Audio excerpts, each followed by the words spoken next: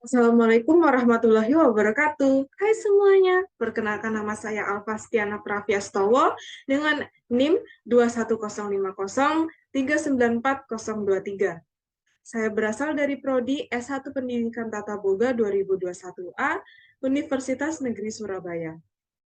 Jadi, di sini saya akan menjelaskan mengenai Getux dan Torten. Seperti yang dapat teman-teman lihat ini, di sini saya akan menambah sedikit ilmu untuk teman-teman semuanya. Jadi mari kita mengamati penjelasan dari saya. Nah, untuk yang kita bahas pertama di sini ada pengertian Segetux dan Torten itu. Kita lanjut. Nah, Getux memiliki arti yang sederhana, yaitu cake dalam bahasa Perancis. Jadi Getux ini adalah bahasa Perancis dari cake, seperti itu. Getux merupakan salah satu jenis cake dengan bentuk bulat di mana cake ini berbahan dasar butter spoon, yaitu layer cake. Di sini teman-teman dapat melihat contoh dari Getux itu, ini layer cake, ya, diberi dengan di tengahnya diisi dengan krim, begitu.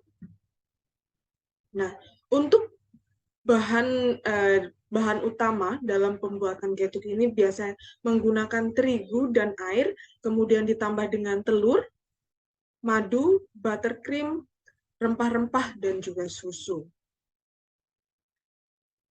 Kemudian untuk yang berikutnya ada torten. Torten merupakan cake yang berasal dari Jerman. Jadi tadi istilah cake yang dari Prancis, sedangkan torten ini istilah cake dalam bahasa Jerman. Torten merupakan cake yang berlapis yang disusun dengan diberi berbagai macam filling dan topping. Torten kebanyakan diisi dengan dry fruit atau mixed fruit, krim kocok, krim mentega, mousse, selai, dan lain sebagainya. Di sini teman-teman dapat melihat ini torten, jadi di sini diberi dengan krim, kemudian ada buah-buahan. Ini sangat banyak ya, toppingnya banyak, di dalamnya ini masih ada lagi.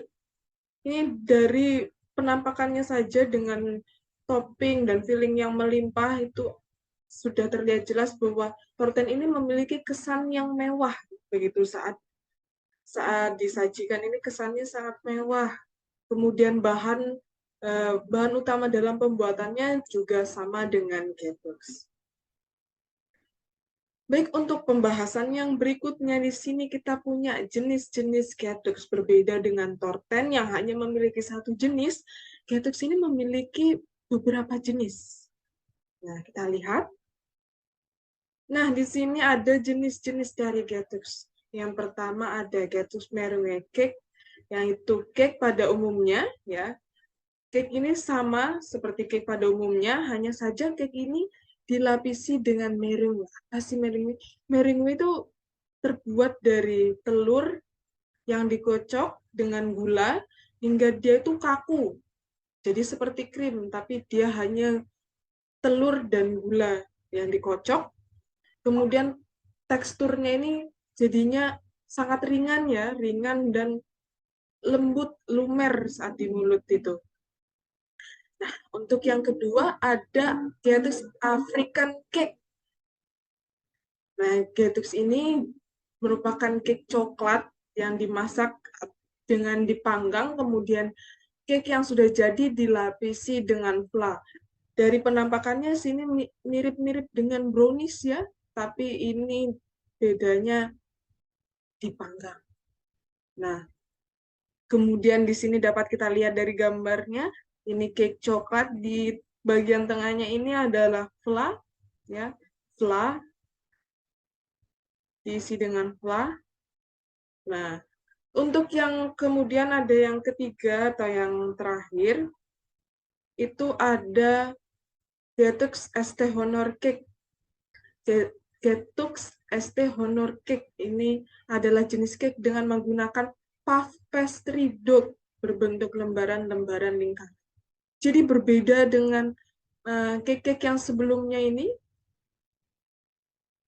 yang jenis ketiga ini menggunakan puff pastry. Jadi seperti yang teman-teman tahu, puff pastry itu berlapis-lapis, sangat tipis ya lapisannya. Kemudian saat dimakan itu renyah, crispy, begitu. Kemudian pada bagian dalamnya ini diisi dengan flan, flan putih ataupun flan coklat sesuai sesuka hati. Kemudian biasanya diberi dengan topping itu ada buttercream, profiterole, dan juga cherry. Nah, untuk pembahasan yang ketiga ini adalah bahan pembuatan getox dan torten. Bahan yang pertama di sini ada tepung terigu. Tepung terigu ini sangat penting ya teman-teman. Ini adalah bahan pokok dalam membuat cake. Nah, tepung yang bisa digunakan dalam membuat cake ini adalah tepung protein sedang yang akan menghasilkan cake dengan tekstur yang lebih baik. Nah, tepung terigu ini memiliki fungsi di mana akan membentuk kerangka dari cake, itu akan terbentuk kerangkanya. Jadi cake itu tidak kempes. Jadi cake itu tidak kempes. Nah, kerangkanya itu dihasilkan dari gelembung udara saat pengocokan telur itu, saat pengocokan telur terus dicampurkan dengan tepung terigu. Yang berikutnya ada telur. Jadi telur ini berfungsi untuk membentuk kerangka cake ya, serta memberikan warna. Selain itu telur juga akan memberikan nilai gizi dan membuat tekstur cake menjadi lembut begitu. Kemudian berikutnya di sini ada gula pasir. Seperti yang teman-teman tahu, gula ini memiliki rasa yang manis. Tapi ternyata selain memberi rasa yang manis, gula ini juga memiliki fungsi yang lain. Ya. Fungsi dari gula itu ada juga memberikan warna pada kulit. Jadi gula ini akan memberikan warna pada cake-nya, kulit cake-nya itu saat dia dipanggang. Jadi saat dia dipanggang, cake itu akan matang, itu akan berwarna coklat begitu kan. Itu adalah bantuan dari kandungan gula yang ada dalam adonan kue. Kemudian juga dapat memberikan tekstur yang empuk pada cake. Nah, melembabkan, membuat adonan lebih lemas, juga membuat volume cake menjadi lebih besar. Kemudian di sini ada bahan pengembang. Dapat teman-teman ketahui dari namanya saja pasti sudah tahu, oh berarti untuk mengembangkan kue. Nah, bahan pengembang yang digunakan dalam pembuatan cake ini ada baking powder, cream of tartar, atau soda kue. Jadi teman-teman dapat memilih bahan pengembang kue sesuai dengan kebutuhan. Jadi teman-teman memilih salah satunya sesuai dengan kebutuhan dari cake kue yang akan teman-teman buat. Untuk baking powder sendiri, baking powder dengan double action, itu dapat membantu untuk membuat cake yang anti bantat. Jadi cake-nya ini tidak akan bantat atau kempes ya, tidak mengembang. Karena baking powder ini akan bekerja saat adonan terkena panas. Jadi saat adonan cake itu di oven, dia ini akan bekerja, itu mengembangkan adonan ini. Kuenya jadi mengembang, tidak bantat. Kemudian di sini ada cream of tartar. Ini dapat membantu mengeluarkan gas pada adonannya, di mana bahan ini juga digunakan saat dengan putih telur, sehingga menghasilkan tekstur yang lebih kaku. Teksturnya lebih kaku. Sedangkan untuk soda kue itu biasa digunakan untuk pengembang kue, tetapi teman-teman harus menambahkan kandungan asam. Jadi soda kue ini akan aktif, akan bekerja jika terkena kandungan asam. Nah, soda kue biasanya itu digunakan dalam pembuatan kue kering untuk memberikan tekstur garing dan renyah. Kemudian di sini ada lemak. Ternyata pembuatan kue itu juga menggunakan lemak. Nah, lemak itu yang digunakan dalam membuat kue adalah mentega, margarin, dan minyak. Nah, fungsinya dari lemak ini dalam pembuatan kue itu agar cakes-nya yang dibuat ini memiliki tekstur yang lembab. Kembali tadi, jadi saat kue itu memiliki tekstur yang lembab, itu saat dimakan itu tidak kering, jadi lebih lembut, lebih enak begitu.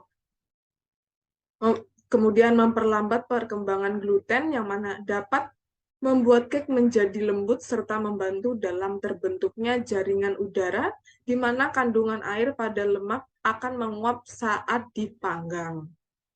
Nah, kemudian di sini ada emulsifier. Apa sih emulsifier? Emulsifier yang digunakan eh, dalam pembuatan cake ini ada SP, ovalet, dan TBM. Emulsifier sendiri itu adalah bahan tambahan pangan, di mana membantu dalam meningkatkan kualitas dari produk yang kita buat.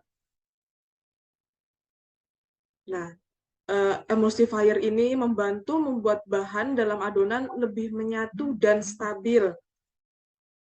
Kemudian, cake yang dihasilkan akan memiliki tekstur yang lembut, lembab, dan dapat mengembang dengan baik gitu, mengembang dengan sempurna sehingga dia tidak akan terjadi seperti mengempes begitu atau bantat adonannya begitu, teman-teman. Tidak terasa kita sudah sampai pada penghujung materinya sudah selesai. Pemaparan materinya semua sudah selesai. Semoga pemaparan materi yang sedikit ini, singkat ini dapat membantu teman-teman menambah ilmu dan pengetahuannya, dan semoga apa yang disampaikan dapat bermanfaat. Kurang lebihnya saya mohon maaf. Wassalamualaikum warahmatullahi wabarakatuh. Dadah.